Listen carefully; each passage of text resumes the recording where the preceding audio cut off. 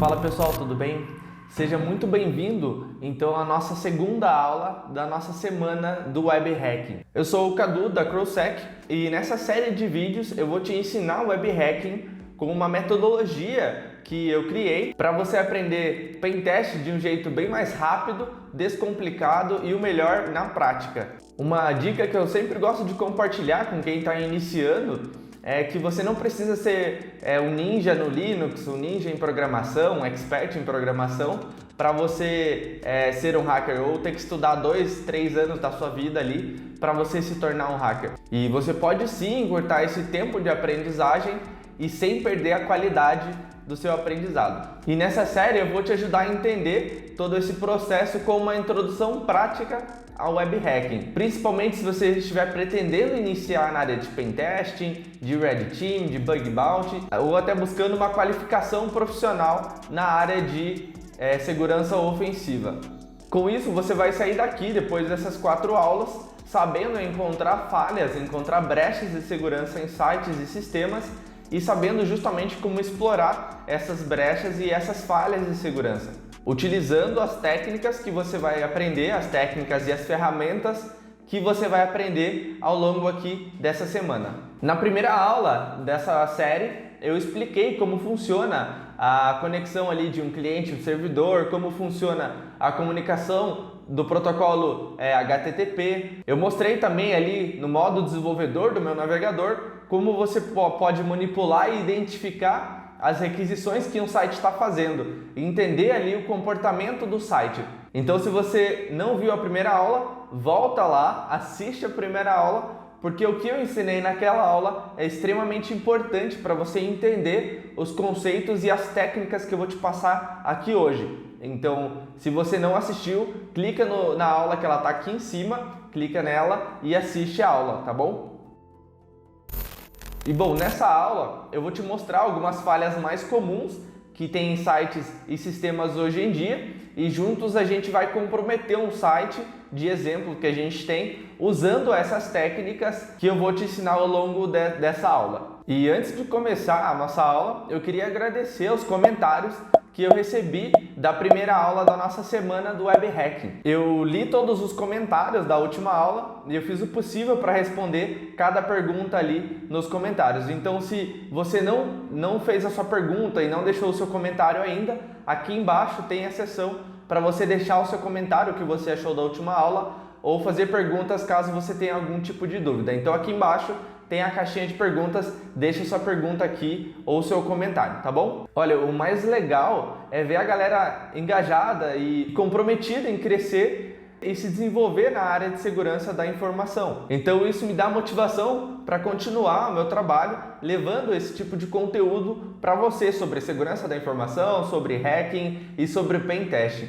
Então agora que você já sabe a base que você aprendeu na aula 1, agora na aula 2 vai ficar muito mais simples para você entender o conceito que eu vou te passar aqui, tá bom? Então vamos aqui para a tela do meu computador que eu tenho que te mostrar algumas coisas.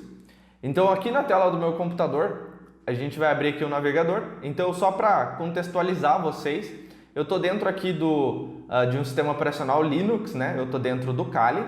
O Kali ele é uma distribuição Linux.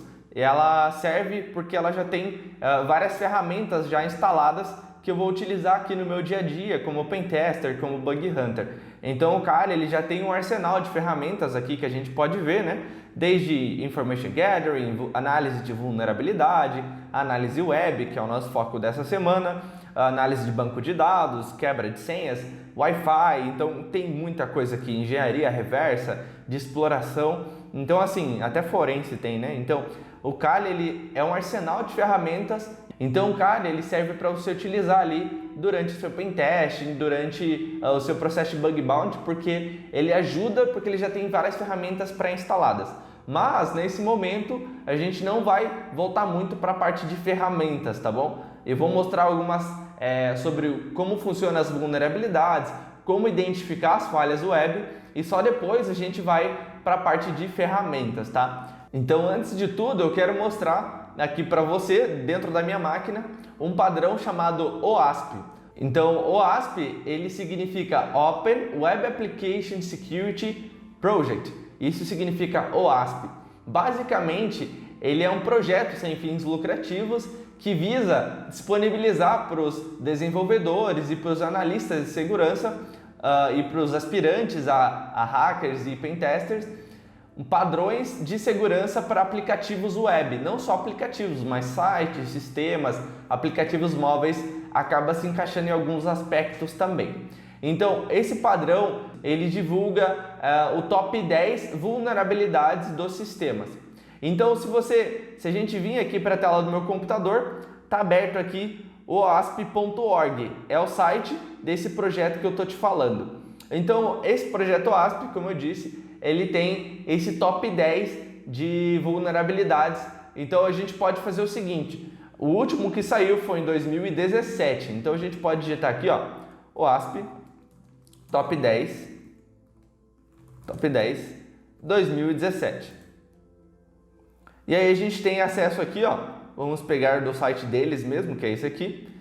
Então a gente tem aqui o OASP Top 10 de 2017. Então o OASP Top 10 desse ano, de 2020, ele sai em outubro, tá bom? Então lá em outubro já vai estar com as novas vulnerabilidades. Então basicamente é compilado o top 10 vulnerabilidades dos sistemas. Então aqui no começo tem uma introdução, né? E ele diz aqui que é um conjunto de problemas selecionados pela comunidade. Então, se a gente for rolando aqui, a gente tem bem no início aqui do PDF, né, na página 6, a gente tem aqui o top 10. Então tem logo uma comparação aqui, vou dar um zoom aqui para ficar mais fácil para a gente ver. Então aqui, ó, logo nas primeiras páginas a gente já consegue ver, opa, deixa eu diminuir, a gente já consegue ver aqui então o top 10. Então assim, existem várias vulnerabilidades web, mas existe esse catálogo do OASP, ele contabiliza o top 10, né, de todas essas vulnerabilidades. Então aqui saiu de 2013 e aqui do lado a gente tem o top 10 de 2017. Então aqui em 2013 a gente consegue ver o seguinte, que o ataque mais realizado e o ataque mais realizado lá em 2013, nos anos anteriores, foi o ataque de injeção. E o que é um ataque de injeção? Ele é um ataque que pode ser injeção de SQL, que é SQL Injection, injeção de OS, que seria a injeção de sistema operacional, e também tem o injeção LDAP, que seria o LDAP Injection. Então, se a gente olhar aqui de 2013 para 2017, é a mesma vulnerabilidade no top, né? Então, sempre a mais explorada desde 2013 até agora. É a vulnerabilidade mais explorada. Seguido de quebra de autenticação e gestão de sessão, que basicamente um atacante ele conseguiria manipular a sessão e ganhar acesso à conta de outro usuário. A gente tem aqui em terceiro lugar o chamado Cross-Site Scripting ou XSS. Basicamente, o XSS ele tem dois tipos. Então, ali existe o XSS Storage e o XSS Reflected. Qual que é a diferença deles? O XSS Reflected, ele acontece do lado do usuário. Então, quando você consegue, por exemplo, redirecionar o usuário para uma página maliciosa. Vamos pensar num exemplo bem simples aqui de XSS. Eu mando uma mensagem para você lá no seu WhatsApp, escrito assim: o seu banco lá, por exemplo, Bradesco ou qualquer outro, Itaú, bradesco.com.br, barra lá o endereço meio estranho e o resto da URL bem estranha também. E aí, como eu vejo ali que aquela mensagem está escrito bradesco.com.br, fala, tudo bem, né? É o site do meu banco, posso clicar que não tem problema. Quando você clica naquela URL, mesmo sendo o nome verdadeiro do banco, se o site tiver essa falha de XSS do modo Reflected, você consegue redirecionar o usuário para uma página falsa. Então, eu poderia redirecionar você para uma página falsa do banco para você colocar os seus dados lá financeiros. Então, acaba sendo bem crítico essa falha, dependendo do que o site faz. Então, geralmente site de banco, site que é relacionado diretamente ao dinheiro ou site que é relacionado a dados confidenciais. Quando você tem alguma coisa relacionada a XSS, acaba sendo bem crítico. Mas se a gente for olhar aqui, ó, ele caiu da 4ª posição para a 7ª posição aqui em 2017. E aconteceu isso porque é uma falha realmente muito simples de você detectar e mitigar essa falha. Já as falhas de injeção, elas são um pouco mais complicadas de você não só detectar, mas também corrigir. Então, em 2013, a gente tem aqui, na verdade, de terceira, né? O XSS caiu de terceiro lugar para 7º lugar, né? Então, aqui em quarto, a gente tem o IDOR, que é a Insecurity Director Object Reference, algo assim, que seria referência segura e direta a objetos. O que é isso e como isso aqui funciona? Hoje ele nem mais aparece aqui no gráfico, mas existem algumas aplicações ainda que são vulneráveis a IDOR. E o que é a IDOR?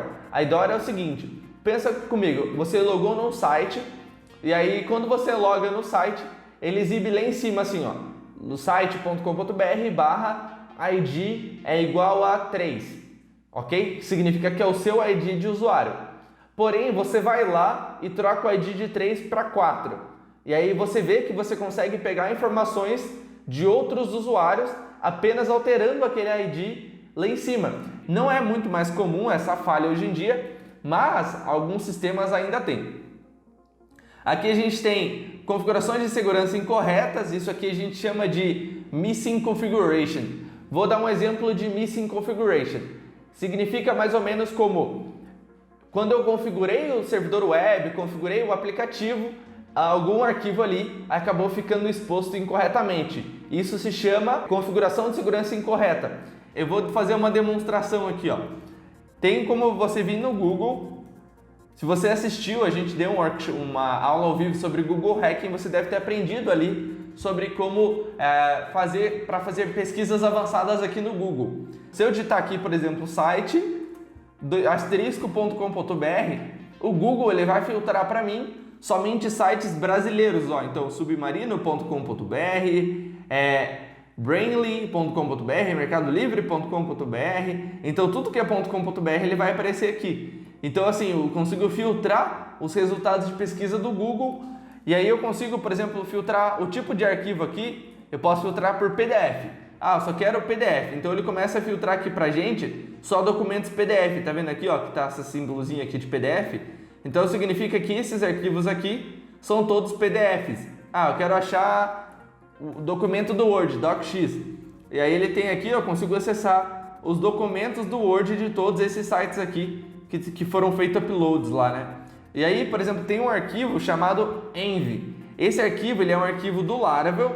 E aí, nesse arquivo, ele contém informações confidenciais sobre a aplicação. Então, se eu digitar aqui, ó, no texto, estiver escrito app env, eu quero pesquisar em sites brasileiros o tipo de arquivo env, onde no texto do arquivo esteja escrito app env. E ele trouxe aqui alguns resultados para a gente, né? Eu poderia, por exemplo, abrir um desses resultados aqui.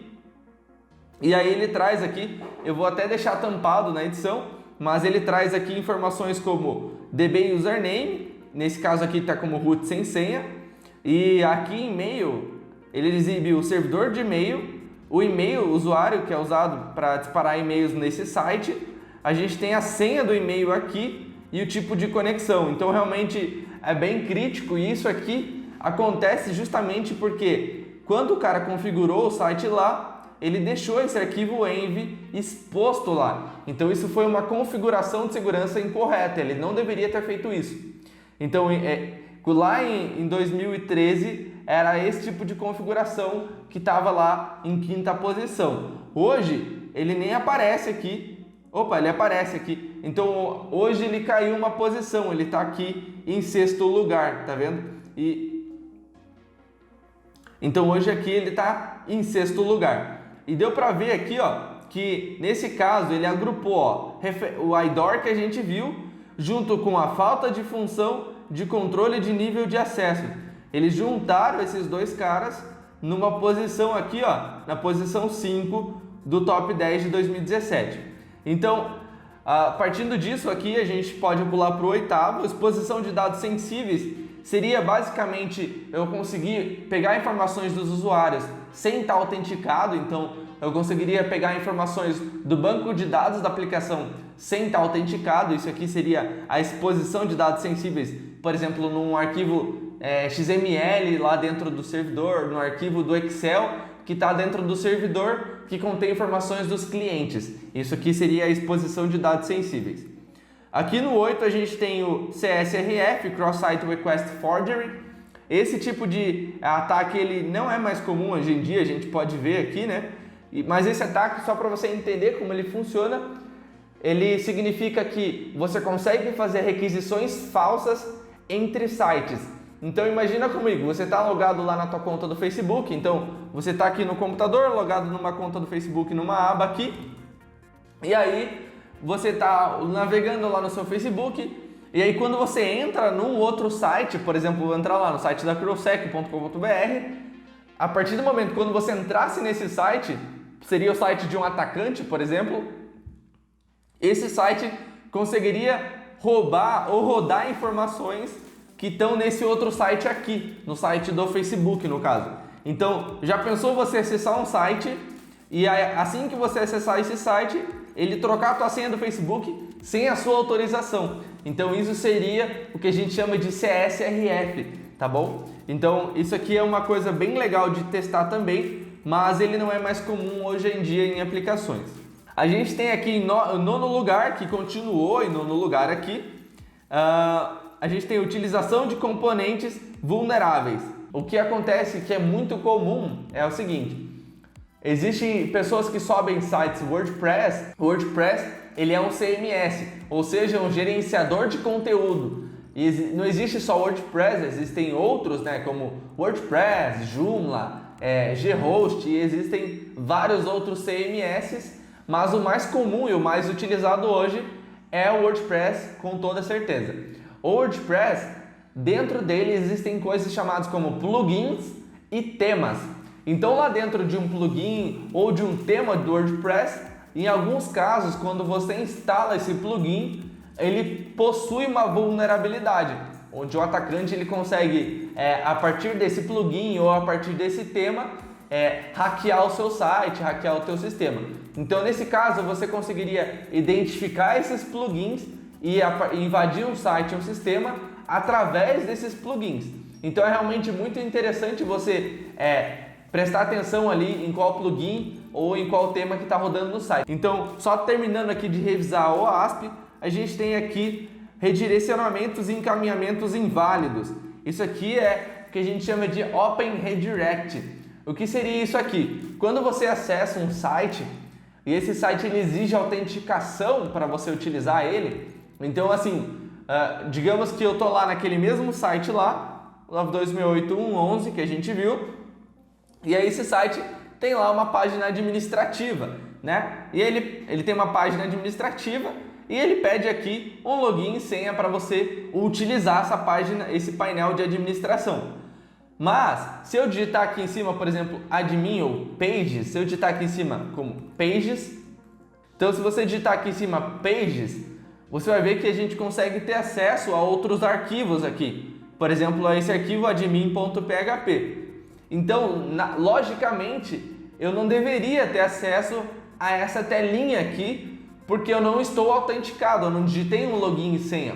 Então, eu não estou autenticado, então eu não deveria ter acesso a essa tela. Isso aqui se chama redirecionamento inválido, porque o administrador que fez o sistema não validou se eu estou ou não autenticado ao acessar essa URL. Então esse é um exemplo de redirecionamento inválido, tá bom? Existem vários outros. Então voltando aqui para o nosso top 10, agora olhando do lado de 2017, que é bem mais rápido, porque a gente já viu todos os conceitos. Então a gente tem aqui injeção, primeiro novamente, quebra de autenticação, exposição de dados sensíveis. Agora a gente tem um diferente aqui, né, em quarta posição, que é o XXE, que é External XML Entity, né, entidade externa do XML. Basicamente, isso aqui é uma falha onde um atacante, quando alguns sites, eles utilizam XML para fazer integrações. Então, imagina que eu tenho o sistema A e eu quero ligar o sistema A no sistema B. Existe um tipo de integração que faz a integração entre esses dois sistemas chamada SOAP. SOAP. Então, no tipo de requisição SOAP, a comunicação ela é feita através de XML. Então, basicamente, esse tipo de exploração ela acontece manipulando esse XML, fazendo com que você consiga executar comandos dentro do servidor. Então é bem legal, você pode executar comandos dentro do servidor ou pegar arquivos que tem dentro do servidor. Esse XXE aqui é muito bacana e a gente vai aprender como explorar ele na próxima aula. Quebra de controle de acesso, isso aqui é a junção do 4 e do 7 aqui, né, do IDOR e desse outro, falta de função de controle de nível de acesso. Então esse aqui é a junção desses dois. O 6 aqui, configuração de seguranças incorretas, a gente vê que ele caiu uma posição de 5 para 6. O cross-site scripting caiu de terceiro para sétimo. A gente tem um novo aqui também chamado deserialização insegura, que ele está em 8º lugar. O que é uma deserialização insegura?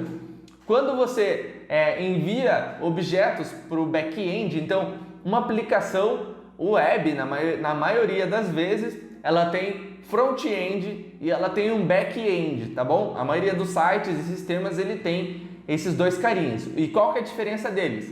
O front-end é essa telinha bonitinha aqui, ó. Vamos voltar aqui, ó. Então, o front-end, eu vou entrar no site da CrowSec. Então, aqui no site da CrowSec, a gente vê o seguinte. Essa telinha bonitinha aqui, a gente chama de front-end. É o que está rodando no navegador do usuário. Então, a gente tem aqui o front-end e todas as ações que o front-end manda para o servidor, então que processa essas requisições enviadas pelo cliente, a gente chama de back-end. Então front-end roda do lado do cliente e back-end roda do lado do servidor, tá bom? Quando a gente vê como deserialização insegura, significa que quando o back-end recebeu o que o usuário mandou, ela não é tratada da maneira que ela deveria ser tratada. Na grande maioria das vezes, esse ataque de deserialização insegura, ele acaba levando ao RCE que a gente fala, que é Remote Code Execution ou Remote Command Execution. O que significa isso? Que a partir dessa vulnerabilidade, a gente poderia executar um comando dentro do servidor. Então, na maioria das vezes, essa vulnerabilidade, ela leva a uma execução de código remoto. Então a gente tem aqui, novamente, utilização de componentes vulneráveis e a gente tem aqui na última posição como registro e monitoração insuficiente. Basicamente isso aqui significa que o sistema ou o site ele não monitora as atividades que os usuários fazem no seu site. E por que isso é considerado uma vulnerabilidade?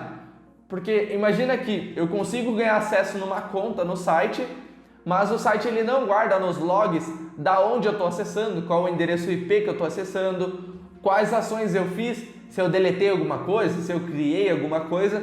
Então, quando o site ele não tem esse tipo de controle, é considerado uma vulnerabilidade e uma falha ali no processo de auditoria do site e do sistema. Então, isso aqui é o top 10 que a gente chama aqui na área de web hacking. Então, a gente consegue ver aqui que o primeiro é a injeção. Então, já que o primeiro é a injeção, vamos brincar aqui com algumas injeções. Se você digitar aí no teu navegador canyouhackme.azurewebsites.net, ele vai abrir um sitezinho aqui pra gente.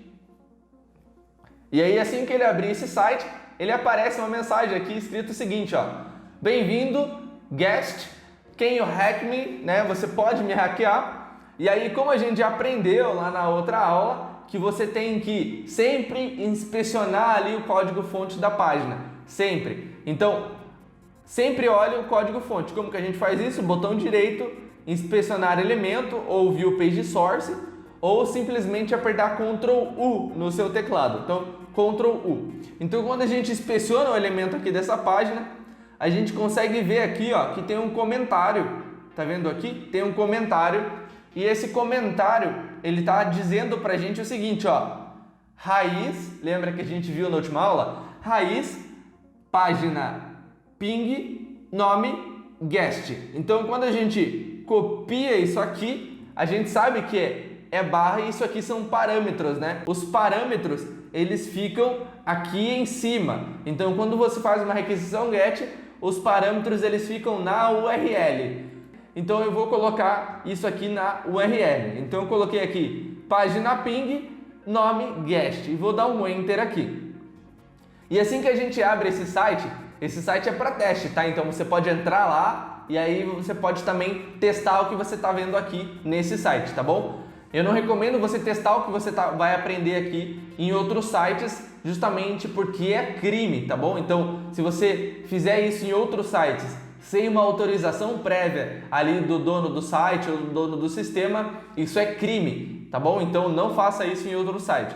Então, use esse site aqui que eu estou disponibilizando para você testar o que você está aprendendo, tá bom? Então, aqui no site a gente tem aqui, vai em frente, guest, teste o ping a partir dessa máquina. E aí a gente consegue ver aqui, ó, aqui tem comando ping, né, 1.1.1.1 e um botão enviar comando. Então ele está pedindo aqui para a gente testar o ping, né? Então eu posso clicar aqui em enviar comando e aí ele dá um erro aqui para a gente. Unable to contact IP driver. Então eu não consegui contatar o driver do IP, falha geral. Ok, sem nenhum problema. Então nessa primeira injeção aqui, ó, nesse primeiro tópico de injeção, se a gente rolar aqui no documento,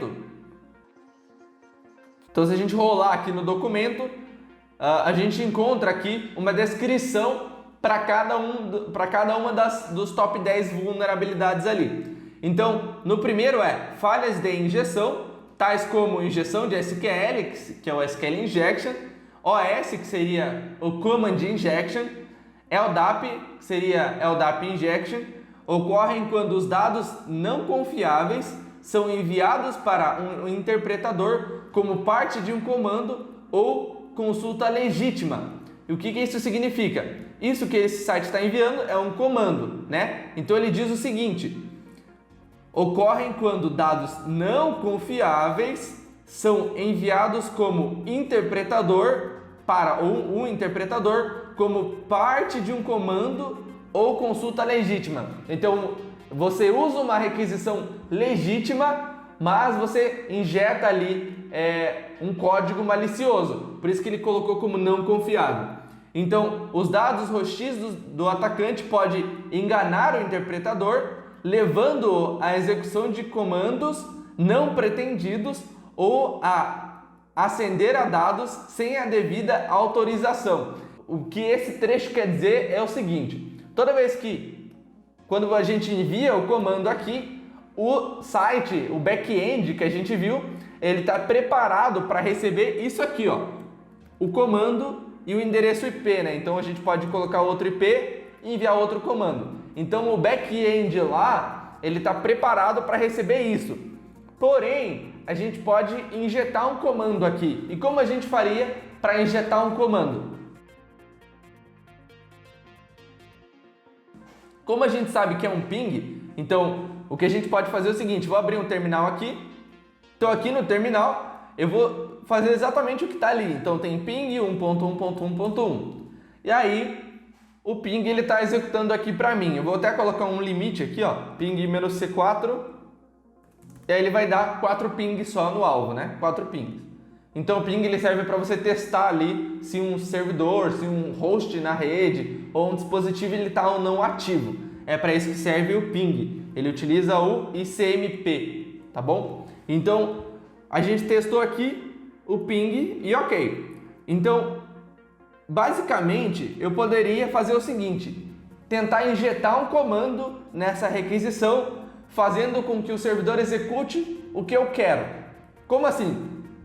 Eu vou dar um ping, eu vou colocar um e-comercial e esse e-comercial diz o seguinte para o servidor: rode esse comando e rode outro comando. Então, rode o ping e junto com o ping, rode o comando ID, por exemplo. Então a gente consegue ver o seguinte, ó. Ele rodou o comando ID, que ele me trouxe aqui, e logo em seguida ele rodou o comando ping, tá vendo? Então ele executou os dois comandos que eu pedi em uma linha só. A gente pode usar também aqui o pipe, tá vendo? Ele dá o ping e aí manda para dentro do ID, ele executa os dois comandos. Eu posso usar o ponto e vírgula, então com ponto e vírgula, ó, ele deu o ping, aí depois que ele terminou o ping, ele executou o ID, então ele fez o ping e só depois aqui ele executou o comando ID, né? Se a gente digitar só ID, ele diz com qual usuário que eu estou logado, ou até who am I, né? Who am I?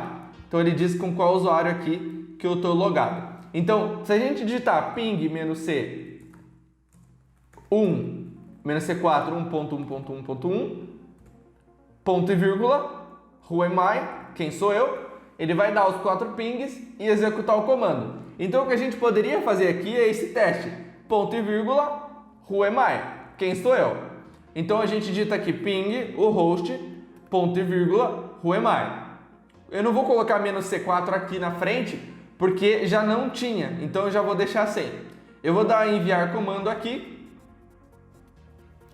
E olha só que interessante. Ele disse o seguinte, ping request code not find host 1.1.1 2 pontos who am I? Então, com 2 pontos aqui, ele não entendeu. Ele achou que isso aqui, ó, era só um parâmetro, mas na verdade são 2. Então, a gente pode testar agora com o nosso e-comercial que a gente viu. Então, e-comercial, who am I? Enviar comando. Então, olha só que interessante. Essa máquina era uma máquina Windows. Como que eu sei disso? Porque aqui, ó, tá vendo que está escrito IIS e app pool? IIS e app pool significa que o usuário que está rodando aqui, ele é um usuário lá do IIS, que é o servidor web da Microsoft. E aí tem aqui o Can You Hack Me? Então, a gente conseguiu executar um comando dentro do servidor, fazendo isso aqui, colocando apenas um e-comercial e injetando um comando. Então, como a gente vê aqui, ó, falhas de injeção, tais como injeções de SQL, OS, que foi o que a gente fez de exemplo, e LDAP ocorrem quando dados não confiáveis são enviados para um interpretador como parte de um comando ou consulta legítima. Então aqui qual que era o comando legítimo? Era esse aqui. Então a gente enviou junto com o comando legítimo um outro comando. Eu vou mandar outro agora para a gente ver. Vou mandar o comando dir, que ele lista ali para a gente quais diretórios e quais arquivos ali tem no computador. Então se a gente digitar no Linux dir ou ls, ele exibe para a gente quais arquivos tem. Então se eu digitar aqui o comando dir e enviar, vamos lá, enviar comando.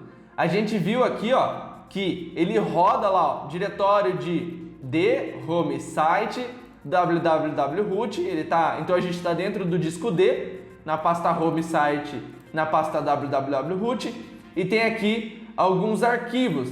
Então a gente tem aqui a.php, aa.php, tem um arquivo dark, tem aqui index.php, login.php e tem um arquivo aqui, ó, this is a flag. Então, isso aqui é uma flag de um campeonato. Então, não é do campeonato que a gente fez, mas isso aqui é um exemplo de outro campeonato que a gente fez. Então, isso aqui é bem bacana. Essa página, para você testar, ela é pública, então você pode entrar lá e testar os comandos nessa página, tá bom? Então, vamos para mais um outro comando aqui, ó. Se eu digitar como who am I a gente já viu, dir a gente já viu, eu vou digitar hostname. Então, se a gente digita hostname, ó, esse aqui é o nome da máquina lá, alvo que a gente está testando. Vamos ver se a gente consegue digitar ipconfig. Não, a gente não consegue digitar ipconfig, então provavelmente a gente não tem permissão para rodar esse comando lá no servidor. Então, basicamente, isso aqui é o que a gente chama de command injection. A partir disso, a gente conseguiria ganhar acesso dentro desse servidor aqui e dentro desse servidor a gente conseguiria fazer o que a gente quisesse, né? Não tudo, porque a gente ainda não seria administrador do sistema, porque nós estamos rodando aqui com o usuário IIS, né? Então a gente precisaria fazer uma coisa que a gente chama como escalação de privilégio. Então depois de fazer a escalação de privilégio, a gente ganharia acesso administrativo dentro desse servidor. Então isso aqui foi um exemplo de um site que tem injeção aqui de OS. Então a gente também tem injeção de SQL. Eu vou usar esse exemplo aqui do laboratório. Então a Acunetics disponibiliza o website teste, eu vou colocar aqui. Eles disponibilizam um site para você fazer esse tipo de teste. Então tem aqui como teste HTML5, teste PHP, teste ASP e teste ASP.NET. Então vamos aqui no teste PHP e aí a gente tem essa página aqui bonitinha, tá vendo? testephp.vumweb.com. E aí a gente tem aqui algumas informações. Então, browse categories, e aí a gente tem aqui as categorias, então posters, stickers, graffiti. Então quando a gente clica aqui em posters, a gente consegue ver aqui em cima, lista produtos.php, passando aqui o ID 1, tá vendo? Então lembra que a injeção ela faz parte, né, de um dado, de uma requisição confiável. Se eu mudar aqui para 2, vamos ver o que acontece. Trouxe ao outro aqui que é o pages. Se eu trocar aqui para 3, ele não trouxe nada. Se eu trocar aqui para 4, nada também. 5, nada também. Então, o que acontece aqui, significa que só tem 2 registros. E olha só que interessante. Eu deixei ele sem nada, né? Não é requisição legítima. Eu deixei ele sem nada. E olha só o que aconteceu no site. Você teve um problema com a sua sintaxe SQL. Verifique o manual correspondente ao seu servidor MySQL, a versão do seu servidor MySQL, para uma sintaxe correta.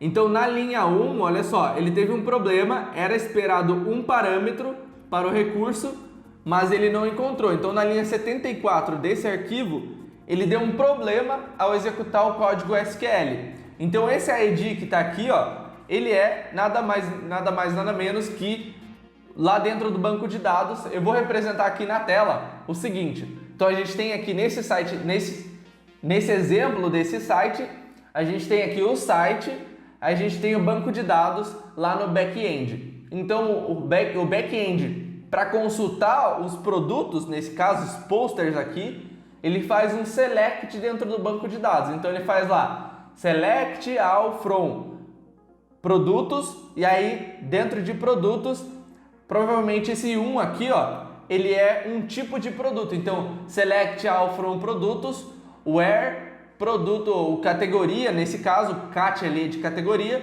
Então where categoria é igual a 1, tá? Então esse SQL que você está vendo na tela, possivelmente é o que ele executa no banco de dados para trazer todos esses registros aqui que a gente tem na tela. Então, basicamente, o que a gente faria aqui seria tentar manipular esse SQL e fazer com que ele trazesse outras informações aqui para a gente. Então, se a gente, só como uma forma de teste, eu vou colocar uma aspa simples, só para a gente ver se buga esse SQL que a gente escreveu na tela. Então, eu coloquei uma aspa simples. E olha só o que aconteceu, deu erro pra gente. Então, como uma forma inicial ali de reconhecimento, a gente consegue testar o SQL Injection manualmente. Como a gente faz isso? Então, o teste que a gente poderia fazer é o seguinte aqui, é ordenar os resultados de acordo com as colunas do banco de dados. E a gente faz isso para testar se realmente tem essa vulnerabilidade de injeção de SQL ou não no banco de dados. Então, como a gente faz isso? A gente digita aqui order by 1. Então, ordene pela primeira coluna no banco de dados. Beleza, trouxe o resultado. Vou ordenar pela 10ª coluna no banco de dados. Então, 10ª coluna. Então, tem mais de 10 colunas, ou tem 10. Vamos testar com 20. Opa, não tem 20 colunas esse banco de dados. Então, vamos ordenar por 15 e vamos diminuindo. 12, 11. Então, tem 11 colunas esse banco de dados. Então, existem lá 11 colunas. Pode ser que seja um do título, outro da descrição, outro que foi publicado por qual usuário, o comentário na foto, a foto em si. Então, tem 11 colunas lá nesse banco de dados. Então, como tem 11, a gente pode fazer o seguinte agora. Vamos tentar manipular o que aparece aqui na tela. E como a gente faz isso? Concatenando a nossa requisição com a requisição original ali do desenvolvedor. Então, se a gente digitar aqui como union select. Então, una o meu select ao select do desenvolvedor na coluna 1, 2, 3, 4, 5, 6, 7, 8, 9, 10, 11. E aí a gente vê... Então a gente vê aqui na tela o seguinte, olha só, que esse último post, ó, 7, tá vendo aqui que tá como 7, aqui tá como 2 e aqui tá como 9. Então significa que o 7 aqui, o título, o campo 7, ele é o título, o campo 2, ele é a descrição. Então o que a gente pode fazer é o seguinte, ó, vamos tentar descobrir com qual usuário que o back-end está se comunicando com o banco de dados. Precisa de um usuário para essa comunicação. Então, como a gente injetou aqui em cima user, a gente consegue ver o seguinte, ó, que está rodando com o usuário acuart, @localhost. Então, olha só que interessante. Vamos descobrir qual que é o nome do banco de dados que está rodando lá. Então, database. Então é realmente bem simples isso aqui, ó. Tá rodando no banco de dados acuart. Então isso aqui é realmente bem simples para a gente detectar. E como que você consegue fazer isso aqui de uma forma mais simples ainda? Aqui no Kali tem umas ferramentas que são muito interessantes. E uma dessas ferramentas é o SQL Map. Então se a gente abrir ela aqui, ó, essa ferramenta ela serve para automatizar todo esse processo que a gente está fazendo aqui na mão. E como que ela funciona? Basicamente, ela faz tudo isso que a gente fez ali, desde fazer o order by, identificar quantas colunas tem no banco de dados, fazer o union select ali pra gente, e só depois disso é que ela consegue extrair ali informações do banco de dados. Então, para a gente começar essa brincadeira aqui, eu vou digitar lá SQLmap-U. Então, abre aí o seu Linux ou o seu Windows se você estiver usando, baixa o SQL Map e vamos testar isso aqui junto, essa vulnerabilidade aqui juntos, tá bom? Então, eu coloco aqui a URL, que é essa URL aqui original, né, da requisição original. Então, eu coloco essa URL aqui, cat1, e aí, depois dessa URL, eu digo o seguinte, eu quero saber, DBS. Eu quero que você, eu estou falando para a ferramenta, eu quero que você liste os bancos de dados que tem nesse banco de dados. É que assim, existe o servidor de banco de dados e dentro do servidor existem instâncias, né? Existem bancos de dados dentro dele. Então assim, eu quero saber quais bancos de dados tem dentro do servidor de banco de dados. Então eu coloco esse "-dbs". Então eu aperto o Enter aqui e aí ele faz uma série de verificação. Então inicialmente ele verifica aqui se o alvo está protegido por um AF ou IPS. Lembra que eu falei na primeira aula lá do AF? Então, ele verifica se tem um AF ou IPS, ele testa o parâmetro cat, ele vê que o parâmetro ele é dinâmico, ou seja, se alterar o parâmetro, altera os resultados também, e ele diz que o parâmetro aparentemente ele é dinâmico. Ele diz o seguinte, ó, que por heurística, né, pela forma de comportamento de XSS, e alguns testes mostraram que esse parâmetro aqui, ó, ele é vulnerável a XSS. Lembra que a gente viu aqui, ó, o XSS? Então aqui em sétimo lugar tem o XSS. Então esse site aqui, ele também tem o XSS. Então ele fala o seguinte, ó, testando aqui o SQL Injection para o parâmetro cat. Então ele diz o seguinte, ó, aparentemente o banco de dados ele é MySQL e a gente já tinha visto que é, né? Então quando a gente digitou aqui aquela URL com falha, a gente viu aqui que é um banco de dados MySQL. Então ele diz pra gente que é MySQL, você quer continuar, você quer pular as payloads específicas para os outros bancos de dados? Falar, beleza, se a gente já sabe que é MySQL, tudo bem, a gente pode pular. Então, assim, como ele falou, ó, quer pular? Sim, yes, quero pular. E aí ele faz uma outra pergunta aqui. Ele faz uma pergunta se a gente quer fazer do modo mais ofensivo, que seria o modo que ele testa várias coisas, ou o modo mais tranquilo. Então, a gente pode clicar em não aqui para continuar ali no modo mais tranquilo. Então, só esperando ele terminar aqui a nossa requisição.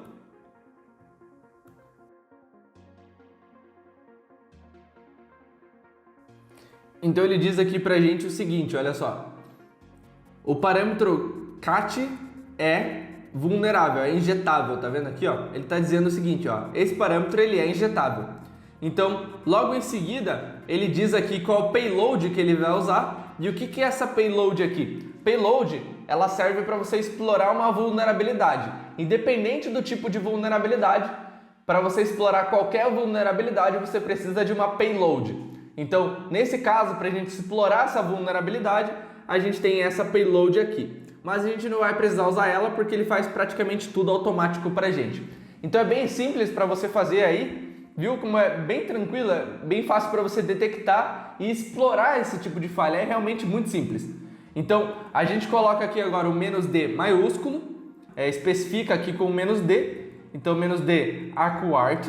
E agora como a gente já sabe quais bancos de dados que tem ali do lado do servidor, a gente quer saber quais tabelas que tem dentro desse banco de dados. Então, dentro do banco de dados ArcWart, eu quero saber as tabelas. Então eu coloco "-tables". Bem simples, né? Realmente muito fácil. Então, depois de especificar "-tables", agora eu consigo olhar aqui, ó, que tem artistas, carts, cat tag, alguma coisa assim, feature, guestbook, pictures, produtos e, tem uma minha usuários aqui. Essa tabela aqui, usuários, parece ser interessante. Então a gente pode fazer o seguinte, "-t" maiúsculo, users.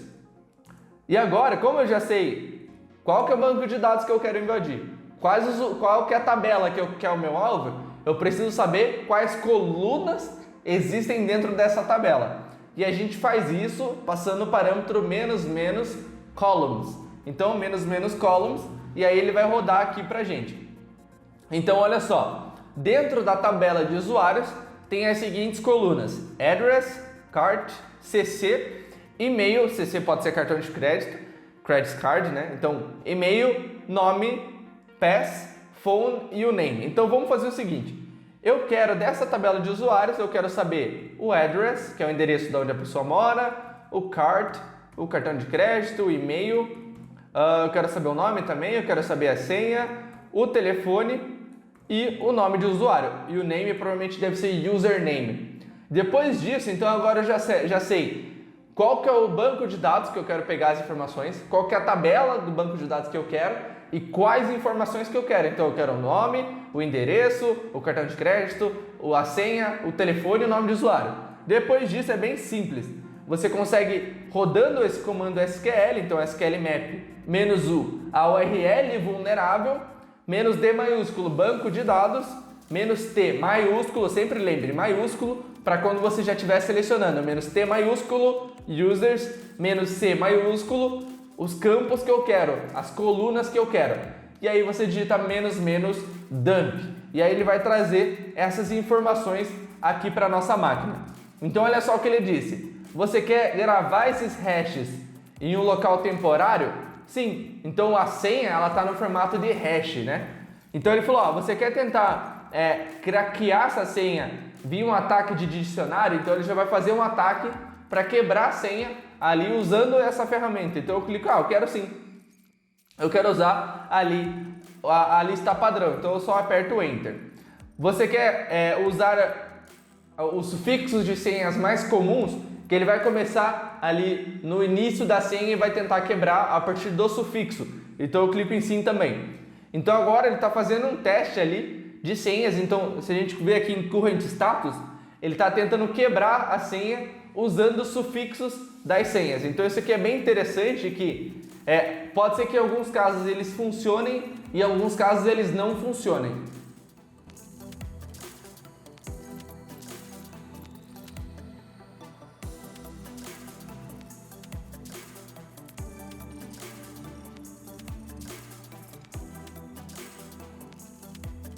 Bom, como esse processo ele acaba demorando um pouco, eu vou apertar Ctrl C aqui e aí a gente tem uma informação aqui de um usuário lá do banco de dados. Então, address, Laguna Street, é onde ele mora, o cart é isso aqui, o cartão de crédito estaria aqui no caso, o e-mail exemplo.email.test, o nome tá como esse parâmetro aqui, provavelmente o nome estaria o nome mesmo, mas acho que alguém já injetou esse dado lá, a senha tá como teste e o usuário tá como teste, e aí tem um número de telefone. Então se a gente vir aqui, ó, tem até aqui um Your Profile, e aí tem um login e senha aqui, tá vendo? Ele até diz aqui, ó, né? Login está desabilitado, por favor use o registro se está desabilitado, por favor use o login teste e a senha teste.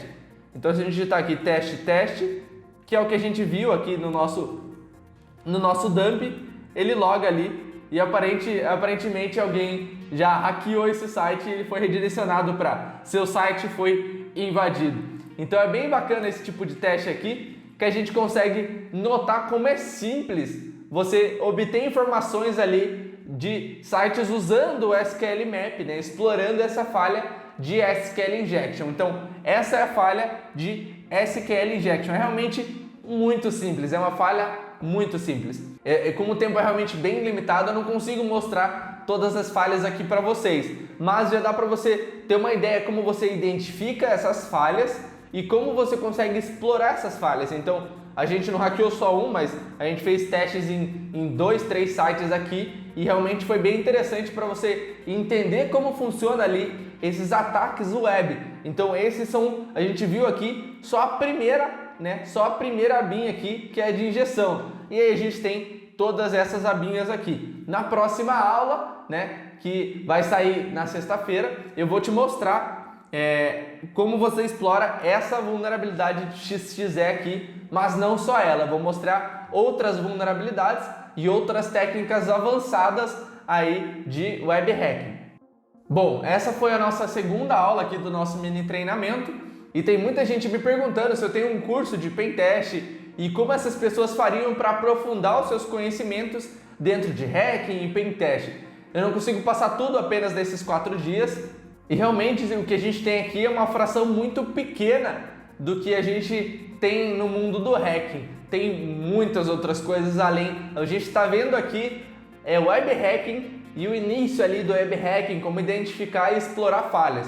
Mas tem várias outras coisas para a gente revisar aí para frente. E sim, é possível se aprofundar nesses conhecimentos de pentest e você ter resultados cada vez melhores, testando sistemas, encontrando falhas em sites, encontrando falhas em aplicativos. Muitos sites hoje em dia fazem parte de programas de bug bounty, então caso você encontre esse tipo de falha, você consegue reportar para o site e esse site vai te pagar por essas falhas. Então isso acaba sendo muito interessante você se aprofundar nesses conhecimentos de pentest, de hacking, justamente para você ter essas oportunidades e você ter resultados cada vez melhores aprendendo ali o pentest. Mais para frente eu vou falar sobre isso, mas agora eu gostaria que você aproveitasse esse conteúdo que você está recebendo aqui agora. Eu procurei passar o máximo de conteúdo de valor aqui, mas o tempo realmente é muito limitado. Eu vou dar mais detalhes sobre esse programa de formação de pentester da CrowSec um pouco mais para frente. Então, por falar na próxima aula, fica ligado, porque na sexta-feira eu vou liberar a terceira aula da nossa semana aqui do web hacking. E lá eu vou te mostrar uma técnica que ela ainda é pouco conhecida e vou te mostrar algumas vulnerabilidades e técnicas avançadas de exploração na nossa próxima aula. Então não perde, porque vai valer muito a pena. E bom, por enquanto eu peço para você deixar aqui embaixo o seu comentário do que você está achando dessa série, o que você já aprendeu. Então escreve aqui embaixo tudo que você quiser saber e eu vou fazer o máximo possível para responder cada um de vocês. Eu também quero te pedir uma coisa: se você acha que esse conteúdo ele realmente é de valor e que pode agregar para outras pessoas, incentivar outras pessoas a aprender web hacking, aprender pentest, aprender esse mundo da segurança da informação, você pode compartilhar essa semana do web hacking com amigos ou colegas próximos que você identifica que pode ser muito útil isso aqui para eles. Então é isso na nossa segunda aula aqui do web hacking e eu te espero na nossa próxima aula. Lembrando, na sexta-feira, dia 31. Então eu te espero lá na nossa próxima aula.